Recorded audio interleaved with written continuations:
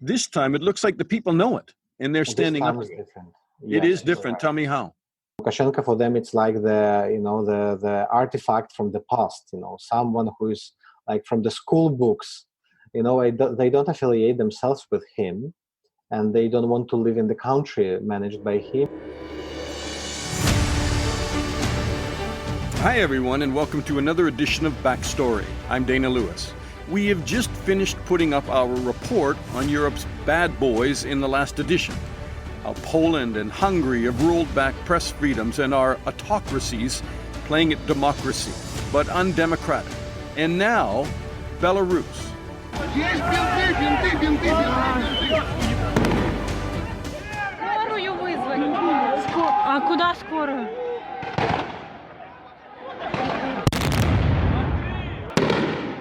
Shocking scenes overnight as the election in Belarus shows the president, Lukashenko, perhaps on his last legs. Illegitimate election, and people who took to the streets brutally put down by the police.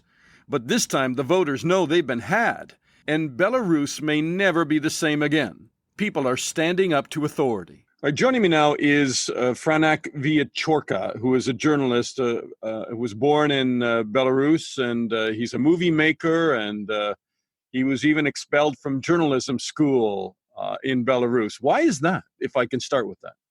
The problem is that if you're active, if your opinion is different from the opinion of authorities, you're always under pressure, under risk. I started my activism, let's say, when I was 13 years old. That was the time when I was first time detained. It was 2001 presidential elections, and I and my cousin, we took the spray and we wrote on the wall, on the building fence, "Выбирай," elect, go to elections. That was the first mobilization campaign asking people to go to elections and vote against Lukashenko. And now, 19 years after, we're still there, we still have Lukashenko, and we still call people to vote and to bring changes to the country. All my life just passed under the flag of dictatorship and the struggle against dictatorship. Mm-hmm. I was studying in underground school, the underground school in different underground apartments, because the school where I was studying, it was closed by the government as the nest of opposition. Later, I was studying in the Faculty of Journalism, but after several arrests, detentions for my publications and for my activities, and just without any reasons, they expelled me. And later, they took me to the army for a year and a half in Chernobyl zone, where I was fighting NATO soldiers. We were told that NATO is going to invade us. And basically, this is how I was. This is how I became whom I became. That's the constant fight with the regime, with the system.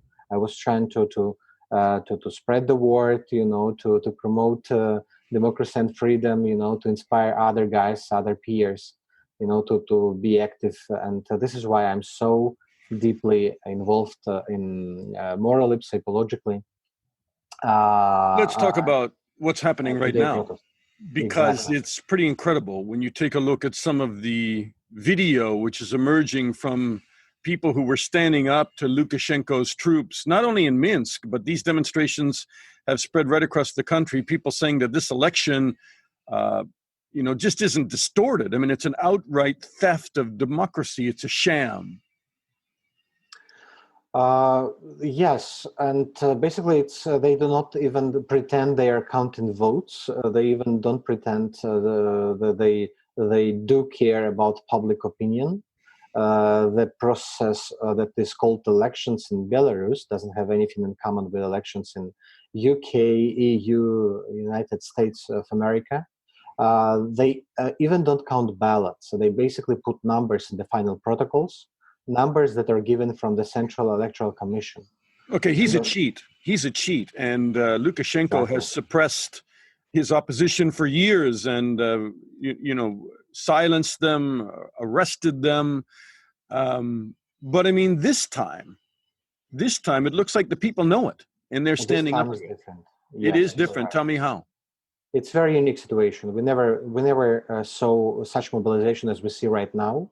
The new generation of people just raised people of generation of YouTube, Instagram, and Telegram messaging app.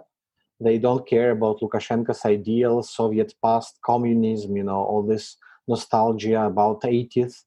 Lukashenko, for them, it's like the artifact from the past. Someone who is like from the school books. They don't affiliate themselves with him, and they don't want to live in the country managed by him. They travel abroad. They are very liberal, innovative, creative. They do a lot of cool stuff, and authorities just limit them from doing cool stuff. And this is why yesterday they just decided to speak out. This is the moment when they spoke out against the past. And Lukashenko responded by sending his troops to the street. I mean, some of the scenes are quite violent. In Minsk, for instance, in the capital. Does that disturb you, what you've seen? It's very disturbing. It's horrible. De facto, we had state of emergency yesterday in Belarus. All the entrances to Minsk and other bigger cities were blocked by police cars and by a regular army. The troops were put in the city center in Minsk, in Homel, in Brest, and the police were given order to brutally disperse protesters. They used water cannons, pepper sprays. They also used the grenades, the stun grenades, light grenades. And we have many people injured. We have one person dead, many people in very critical state. So I think we will know more names of more victims soon. Tell me about the opposition candidate. I mean, she is essentially a reluctant recruit. I mean, she is not a longtime political activist. Her husband was arrested. Can you just give me her background and why she has been able to kind of galvanize people right now and people are following her? That's an amazing story. 2 months ago, she was not politically involved at all. She's a neophyte who was never interested in social life. But after her YouTube channel about the life of regular Belarusians in province, she began learning what's happening in her country. She belongs to this generation raised under Lukashenko, who were never exposed to alternative opinion, who were never exposed to opposition media, to foreign press. And she discovered Belarus reality through the YouTube channel of her husband. Her husband told her, "I'm going to run for president." He did it, and he was jailed. Now he's in prison. And when he was jailed, she said, "Okay, if he's in jail, I will run on his behalf." And she did that. She registered her initiative group. She collected 100,000 signatures. And then when all other candidates were withdrawn by Lukashenko, all others unified around her. She's just like a candidate by accident, and she's pure technical candidate. And this is why she's so powerful. She says, "I don't want politics. I'm not politician. I just want new elections." And this makes her extremely popular. So what happens now? I mean, first of all, a lot of the people that galvanized around her have had to flee the country, fearing arrest. I mean, some of them have left and are talking from other parts of the world right now. So she is still there. She was in hiding. Then she came out for a brief period just on the eve of the elections. I assume she's back in hiding or will soon be under arrest. She is in Minsk. That's the most important. And she is not arrested yet. This is also important. Most of the activists of her team and other teams are either in arrest in custody or abroad or hiding. Lukashenko made a huge repressive campaign before elections. More than 1,500 people got detained for last 2 months. And for now, almost no one who can lead the crowd, I would say, who can speak out publicly, is free. Only several dozen journalists, only Tikhanovskaya and few people of her team, and that's it. No more people in Belarus. What do you think is going to happen now? I mean, it seems to me that people will not accept this election. They know this time. If they didn't know before, they certainly know this time that he's bent the election process so severely that it's illegitimate. Is anybody going to accept this vote? And what do you think the coming weeks and months will bring? People will not accept the results, and people in Belarus, they learned to self-organize. And it seems that this is the moment when people can create their own communication channels, and they can decide what to do by their own. Even if the leaders will not call people to protest, people will still find a way to fight and to resist the system, because they go out not for Tikhanovskaya, they go out for changes and for their own ideals, for European integration, for democratization, for independence of Belarus. And this makes this protest so powerful, so effective, and this makes government so inefficient in terms of cracking down, because it's dispersed, decentralized. So who is the question? Who is a friend of Lukashenko's right now? He had Putin at one point. It doesn't look like Russia's supporting him now. He had some friends in the EU as he was starting to turn more to the West. Now the EU is not going to support him at this moment because of what he's done and the use of force on the streets.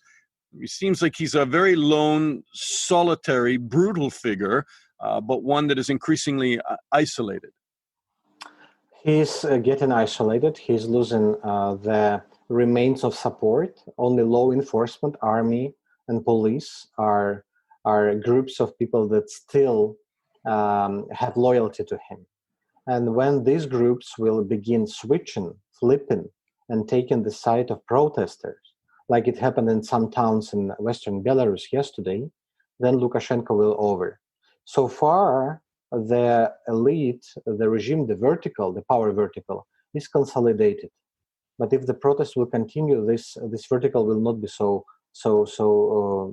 strong anymore. Franack, do you think this is the beginning of the end, or will he survive this one? This is the beginning of the end. This is the beginning of new Belarus, which will be democratic, free, and which will decide on its own what to do, where to move, and how to develop its country. Franack Viacorka, it's a real pleasure to talk to you, and I hope next time I talk to you, it will be from a mainstream, democratic platform where you're allowed free speech in Belarus, and it is the end to the strangulation of democracy in your country. Thank you so much. Thank you so much. Thank you. And an update, Svetlana Tikhanovskaya, who has claimed victory over authoritarian President Aleksander Lukashenko, has now fled Belarus. She has arrived in the neighboring country of Lithuania. She's safe and will no doubt be speaking out. All right, let's talk to Olga Dryndova. She is at the Research Center for Eastern European Studies at the University of Bremen, and she is a country expert on Belarus. So let's test your expertise, Olga, because I know you... it's at a very difficult time in Belarus following the election. You've been able to reach out and talk to people. What are you hearing? Because some of the images are quite disturbing. Indeed, it is quite a shocking experience for me. I mean, I was born in Belarus and lived there till I went to Germany about 10 years ago. We had and we saw some protests also after elections in Belarus, but what is happening there right now is really unprecedented for Belarus. This level of violence and this level of broad support within society, and this protest moods, the way they are widespread within the society, it's really unprecedented. So why is it happening? I mean, you're calling it a Belarusian Spring. It also seems like it sounds like a Belarusian night in some ways, because there are some dark moments here occurring on the street. I wrote about Belarusian Spring actually 1 month or 2 months ago before these happenings, because I saw the very high level of mobilization and solidarity in the Belarusian society. So what we're seeing now is just the consequence of it. So it all started already during the pandemic, and I think you already know what was the official reaction of the Belarusian president on the pandemic. So he called it the psychosis. He never believed that the virus is dangerous for people. He called it a psychosis, and he said that, have some vodka and take a sauna, and he didn't take it very seriously.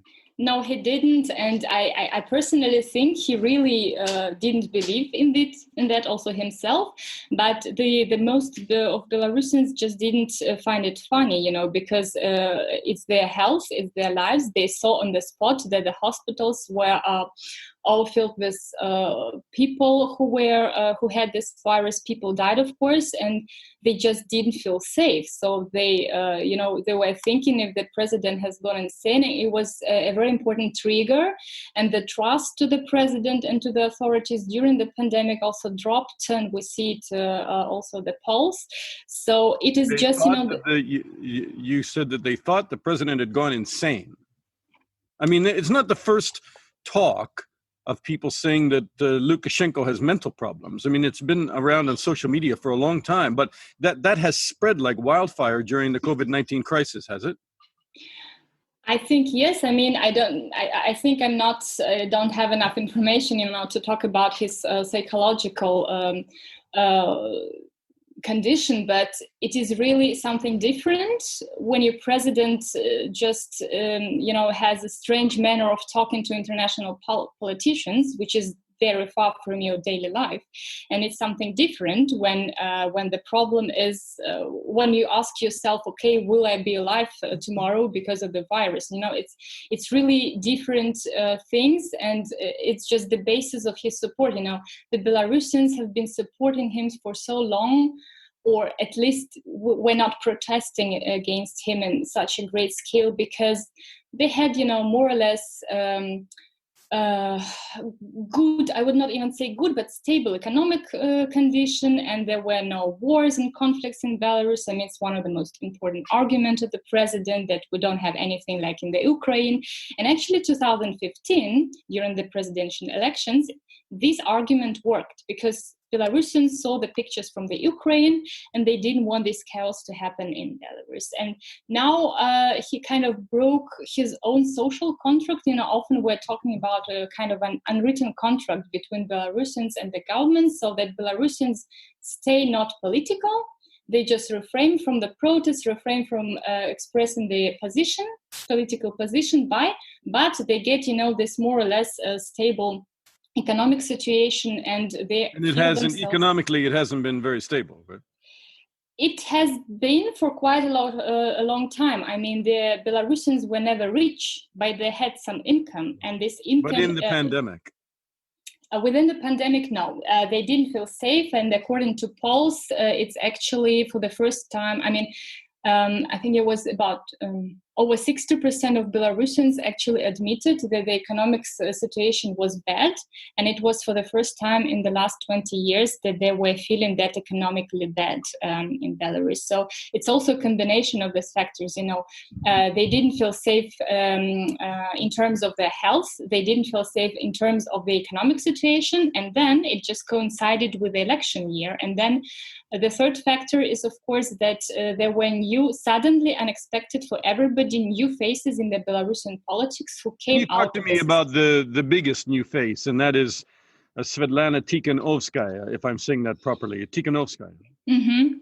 Well, she actually was not the biggest face. The biggest face was Mr. Babarika, who is now jailed, and he was ex-head of Belarus Bank, and he was actually the most popular, could have been the most popular alternative candidate, but he was arrested because authorities understood that he was popular. Now what we have with the Tikhanovskaya is quite a different story. She's just a wife and a housewife. She's a wife of Sergei Tikhanovsky, who was also one of the new faces in the Belarusian politics, but he was another type of the face. He was a YouTube blogger. He still is. He was traveling for just about 1 year through the regions of Belarus, and the economic condition of the regions is quite bad in comparison to Minsk. And so he was jailed. He was jailed because he was given these people the opportunity to talk about those problems, and then published it on YouTube, and he became extremely popular. And that is the reason, not the official one, but the real one, why he was jailed, because the system saw that he was actually perceived as a leader within those within these regional society groups. So what is going to happen to Svetlana Tikhanovskaya? First of all, Do you believe, I mean, it's some of the polling stations are saying that she got huge numbers. Do you believe that she was probably elected? And what happens to her now? The fate of opposing Lukashenko is not very promising, and most people wind up in jail. I don't really know because, I mean, it could be, should be maybe not everywhere, but anyway, if we had free and fair elections, I would say that we would have a second tour in Belarusian elections, but there was never a second tour. So Lukashenko always won with, I don't know, 60, 70, 80%. And it was okay for Bill. I mean, not okay, but people somehow didn't have this wish to protest. This time it was just too obvious because we saw how many people came to meetings with Tikhanovskaya. And one of the reasons for her success is actually, it's very funny because she's not a politician, but it's also the reason why she was popular, because she wanted to initiate new elections and she didn't actually want to stay in power. So people just believed her. She became symbol of solidarity and protest in Belarus. So people just wanted to change it. They didn't really care who comes after president. Why did they start calling him? Why did they start calling him online Sasha 3%? For people who don't speak Russian or Belarusian, Alexander is the long form for the short form of Sasha. Sasha is the short form for Alex, and they started calling him Sasha 3%. What's that all about? Normal Sasha 3% is a meme, is political meme, or even political kind of political mobbing even of the president, and it's become extremely popular. So the reason was there was some unofficial online polls made by independent online state media.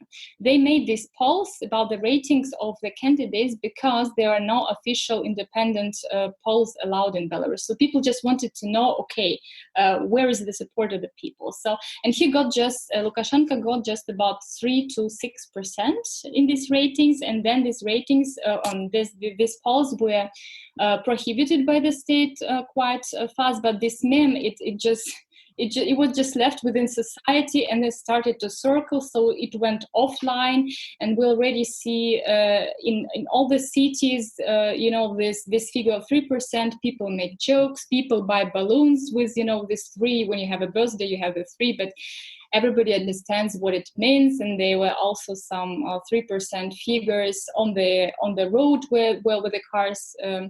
The car roads. So it's really become, I mean, of course it's not true. I don't believe that his rating is 3%. I think it's about, I don't know, maybe 20, 25, 15, but not certainly really, not 80%. No, not that, but you still, have this whole state system that was working for him, and the whole military structures and security structures. But this man had a very important function because it showed people it was a kind of, the president was not legitimate anymore, and people showed they didn't have any respect to him.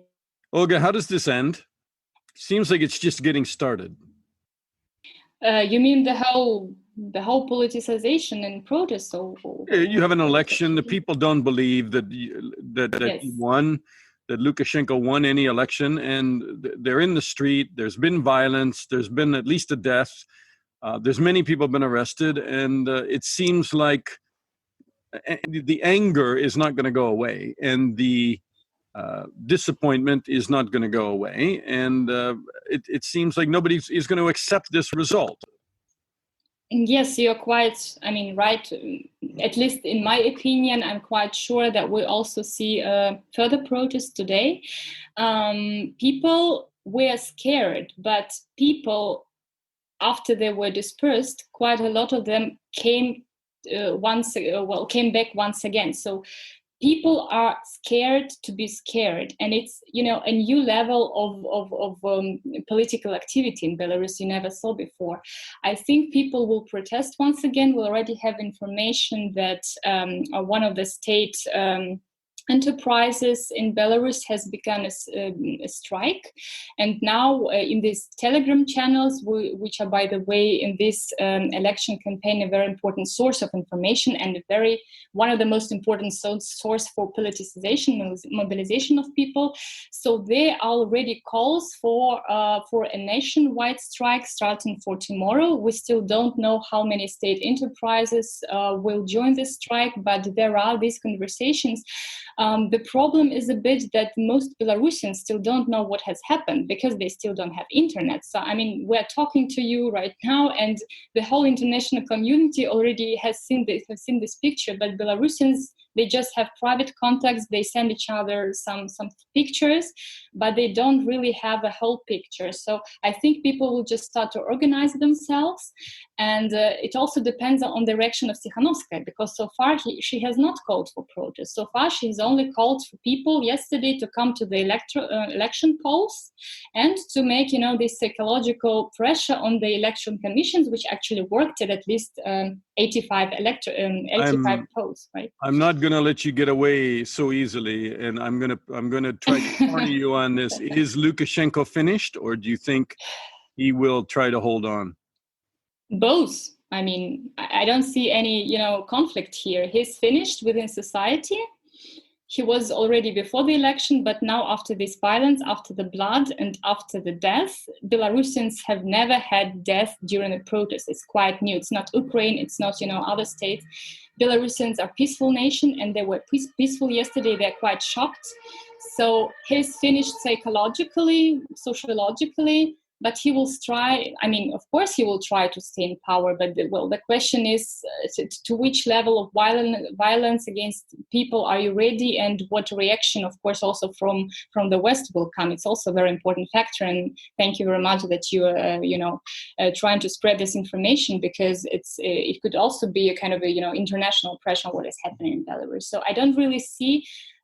Maybe a month ago, I would say, okay, he would be re-elected, repressions, but, people would still kind of have to invent some large-scale protest actions after 1-2 years after elections. But after this bloody scenario yesterday, I think people are just furious. They were angry with him, but now they could be hating him. And it's, another level of reaction that can come from society. Olga Dryndova talking to us from Bremen. Olga, thank you so much for sharing your thoughts, and the perspective is really important now. And I think Russia must be watching and maybe rattled in the Kremlin, seeing what's going on in Belarus. And there are some other former Soviet countries where democracy has been stillborn. And I think we all watch these things and wonder if democracy is going to take root or it's going to continue to be canned by people like Lukashenko. So thank you for your comment. Thank you also. Aleksander Lukashenko is no friend to the West, and he's not exactly pals with Russian President Putin. And now he's isolated more than ever. And people who live under his rule seem to be saying again and again, we don't want you anymore. And we won't have you anymore as the last dictator in Europe. It may take days or weeks or months for this to play out, and we'll be watching. That's this edition of Backstory. I'm Dana Lewis. Share this. It's important people understand what's happening. And subscribe. And I'll talk to you again soon.